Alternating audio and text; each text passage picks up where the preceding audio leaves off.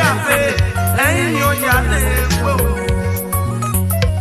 Ay, ate naga yo pa. O pia e mo puede no ga yo pa. Akawa ate naga yo pa.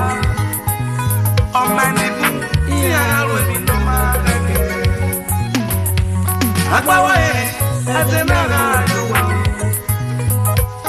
Woso ya lo mi no ma ke. Aghavbie ghamario.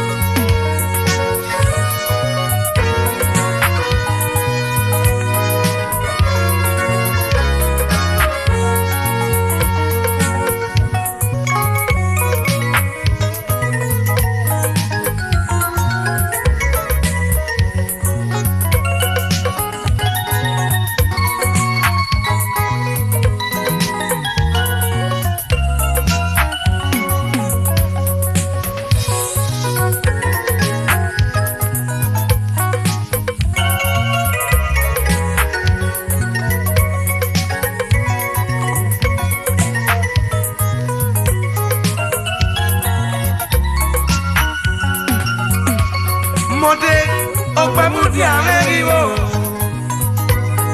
Monte, okwe mudi ameriwo. Wagirie papa, wagirie yo.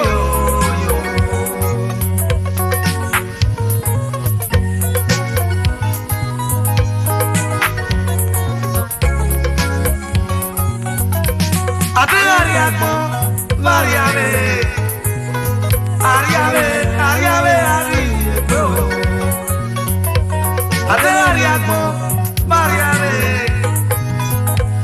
Aghavbie ghamario.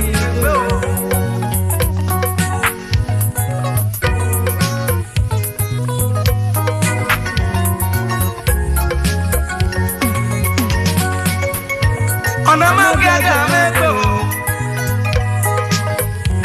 Ona magia ghamario.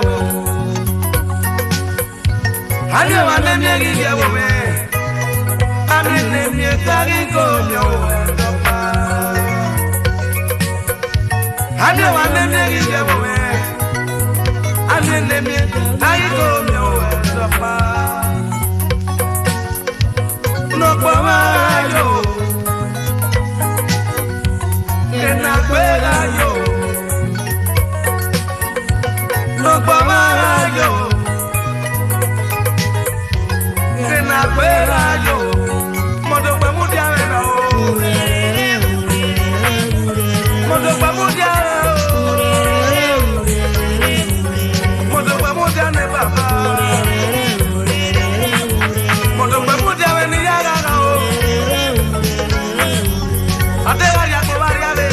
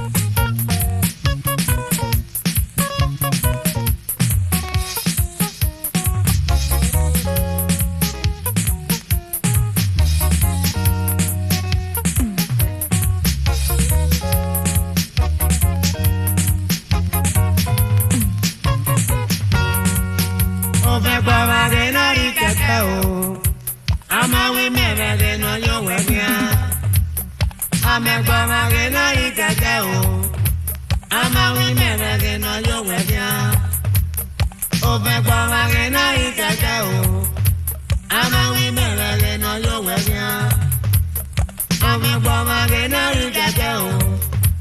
Amawi merege no yo webia. Kakwa yeme ako. Kamaka wakatwa yema kona. Wakatwa yeme ako. Kamaka wakatwa yema kona. Imabenia o. Imabenia uta uta. Ayabenia o. Amabeno ye uta uta. Ate uweme o. Lawe babe neme o. Ate uweme. Lawe wene tukwe no. Age moto. Age moto ekwe mo ilele. Iwe nu age moto. Age moto ekwe mo ilele. Ogade ogade. Nona urede ya lugofo. Ogade ogade o. Nona urede ya lugofo. Omegwamage no ikeke o. Amawi merege no yo webia. Amegwamage no ikeke o. Amawi merege no yo webia. Omegwamage no ikeke o. Amawi merege no yo webia. Omegwamage no ikeke o. Amawi merege no yo webia. Ego yo. Amawado. Ego yo. Amawado. Ego yo. Amawado.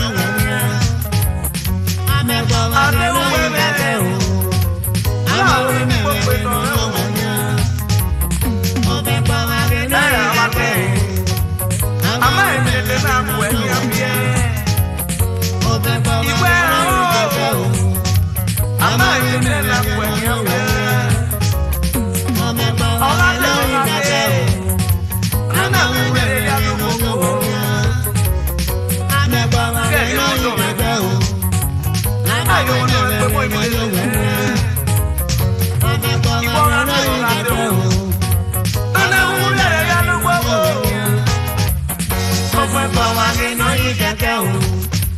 Amawi merege no yo webia. Amegwamage no ikeke o. Amawi merege no yo webia. Omegwamage no ikeke o. Amawi merege no yo webia. Amegwamage no ikeke o.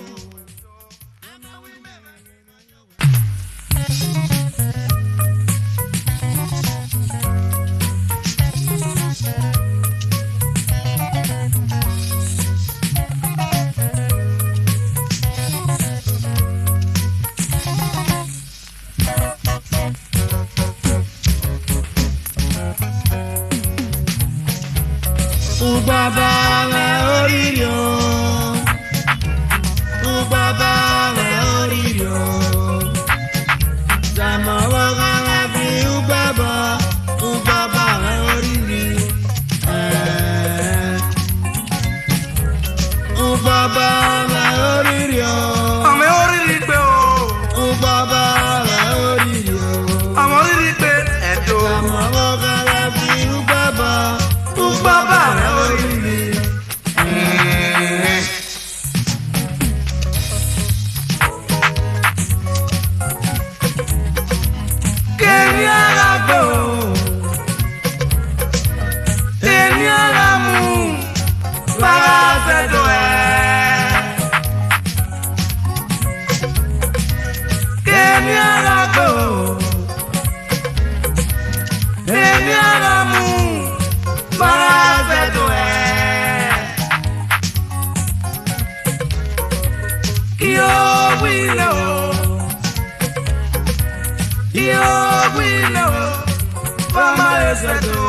Ubaba me oriri, amoriri pe o.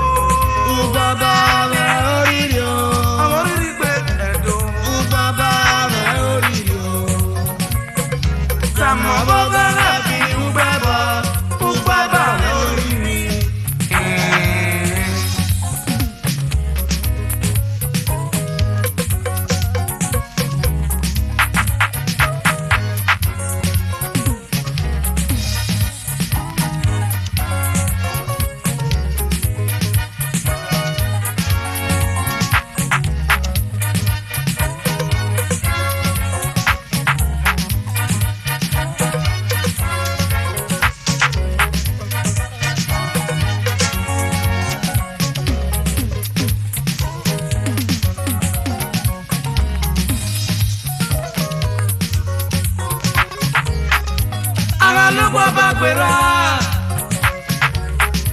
Adega matolebe,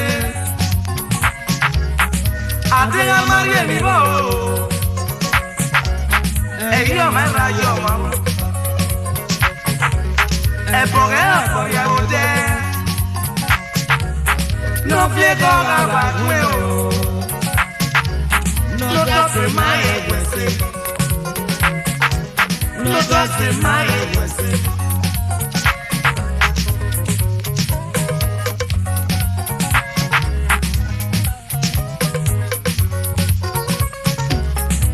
Atotoba Edi kwena ate ukpon Mewu baba we oriri pe Eni kuna mo da ko na mare pe ogo na mare pe Oni baba yeye We mami edone wa ire Edone ri goto mi goto Edona kiuko ame no reyo Nona ke no yo na kwa moto ko Ona we no numio me na tie na ko E o sanu da bi arupo ro ba wa No iwe ni eri arewa o igun ogun oba Ogun oba ku ede Ogun so lo abetu agwa no Ubaba amoriri pe o ubaba me oriri o amoriri pe edo ubaba me bi ubaba me oriri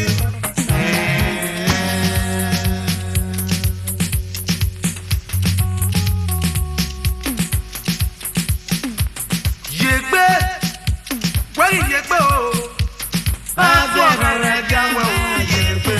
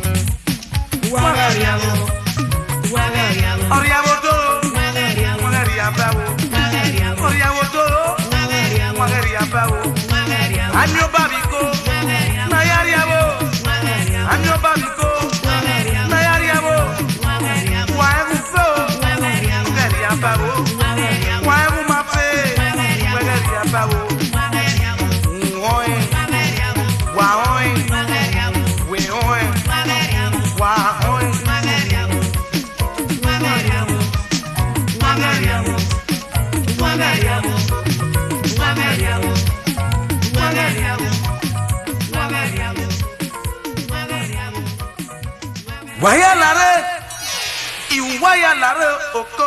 Wayalare na dodo osa. Wayalare, iwayalare edo. Wayalare na dodo osa. Emi nagmoge gadagba. Oye kere. Wamame mi nagmoge nyenyenye. Oye kere wobosa.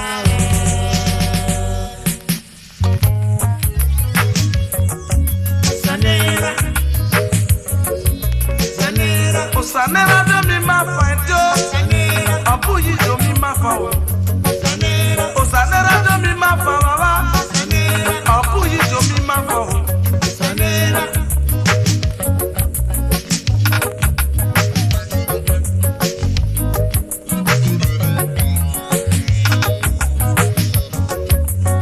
Akodori ayoto.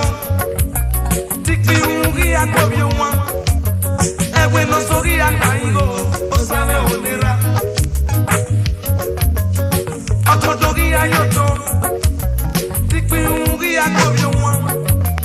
Ewe no sori akairo. Osane onera. Agbe na gbe. Amwe na mu. Kegi agbe me. Osane onera. Agbe na gbe. Amwe na mu. Kegi agbe me. Osane onera. Osaye. Osareya. Osaye. Osareya. Benedek bebendo. Eria bebe mi baba. Benedek bebeko. Eria bebe bebeko. Benedek bebendo.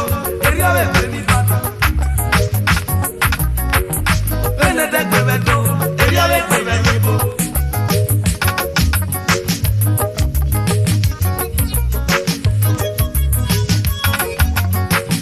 Osaye.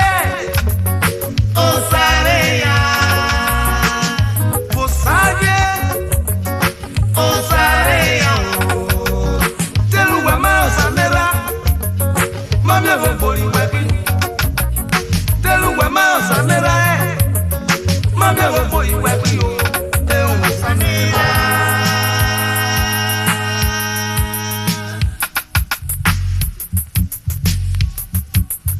Igajiga yo pe di tiego pe moto wa ugawosa. Igajiga yo pe di tiego pe mabodo. Yeah. Igajiga yo pe di tiego pe mabodo.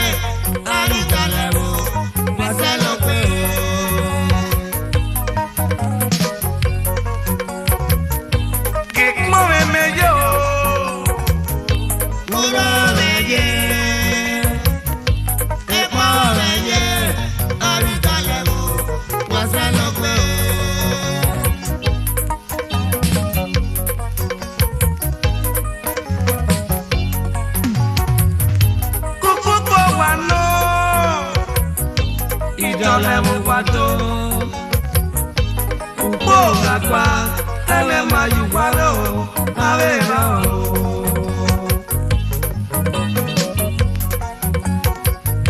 Ele mayuware Tunigwa badwa letoyi Idole wono makie boria Ina yoto no makiwade Saga yuwaro aveva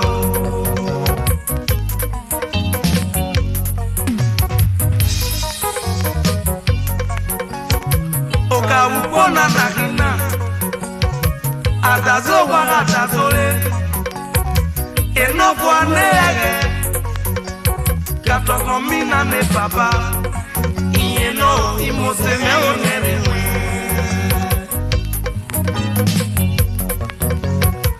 Beni anende so papa Ieno maga kewe Atoke gana lelonia Ota no maga kewe Atoke gata lelonia Avena kwene o Ulele veno garuenu Emi ga yo kweto boy Eto yele wewo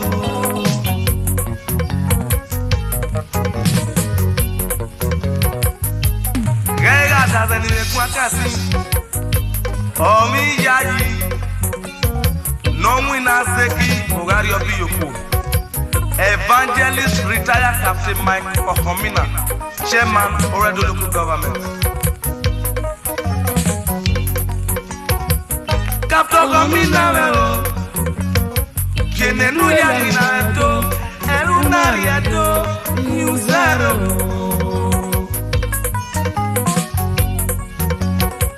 Ubeki no wabu, ubesufu no wabu. Eriwe sufono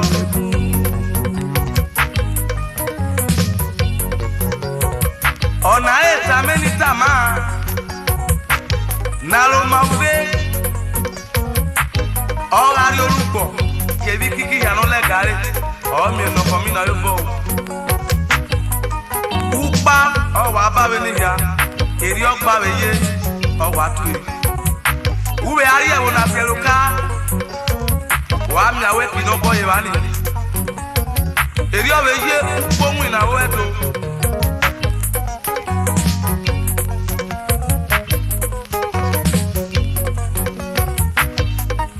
Ekpowe No mawa komina Zewa umina no muna weto Seya ni wae Adaze no oje to yari leto Hey wano We am ya we je do no ro ko to ade Adaze na yo we gbe boy ona ya ni gogo Ke ko me yo Okomina we wo Uro ye Ne pa ye Ami galemo Paselo ko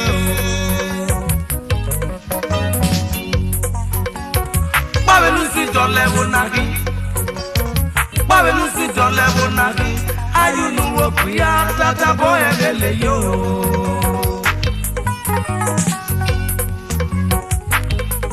Lisa J.E. Ogie Chairman of Via Southwest Local Government Area Owe pe la ọkọ̀ wa Egbon awe ri ona we so yupo Egbe okedugbo ya ron diake Eyoga Ogie na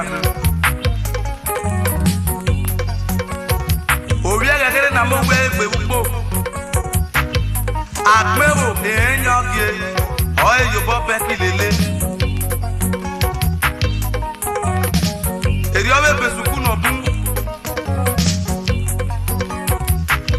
Orusu wanoka debo Nivye suku miela die Undro deye Fefe na avione no akbaroge Ona timoto lele ya Eke na de ikme se yo Ona ke na ikme va yo Kiko bazu wa ya se ona te ofu megbe Owa mukma lele ya Yome mukpa yuto Yawe mupa yudo, ona yudo, ni ewebo. Kekmo weme yo, amo viene papa. Oh yeah, Amo viene o. ekwa meye, abigale o, wazelo kwe o.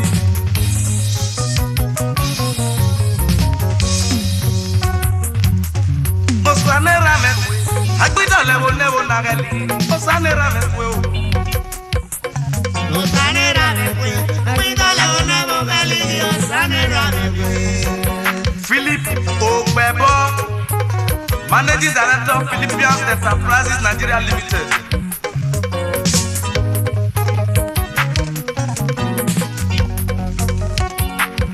Otokinadu of Transport and General Contractor, Delta State, Agbo.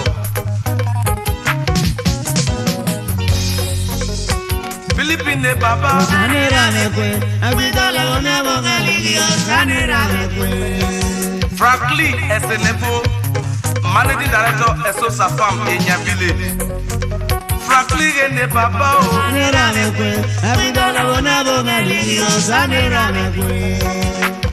Alhaji Usmaila Obasui, Managing Director, Hard Obas, the land Osanera of mekwe, kindness. abigale o nebo beli, osanera mekwe. Mr. E.I. Popola, Chairman of Via Northeast, NUT, Civil Brigadier, Alowosa, Osanera mekwe, abigale o nebo beli, osanera mekwe. Solomon Ayo, Omerike, Managing Director, Solomon Jacob Nigeria Limited, Omanabo. Solomon Imeo, Osanera mekwe, abigale o nebo beli, osanera mekwe. Ogasimeo, Osanera mekwe, Director, Owosa Motors. osanera mekwe. Eba wa ki Ogosanimo, Ogosanimo to yo. Ewa wabi okemenigo, Ogosa gene baba. okemenigo. Ogosa Motors Imeo. Ewa wabi okemenigo, Komina ewa yo. wabi okemenigo. Kaso komina wendi mewe yara. Ewa wabi okemenigo, Amogwe ne ewa baba. wabi okemenigo. Akuwa gene bo galimi. Ewa wabi okemenigo, Philip Ogbabo me o. ewa wabi okemenigo. Franklin Menovia se ne Ewa po. wabi okemenigo, Popola ne baba. ewa wabi okemenigo. Popola me o.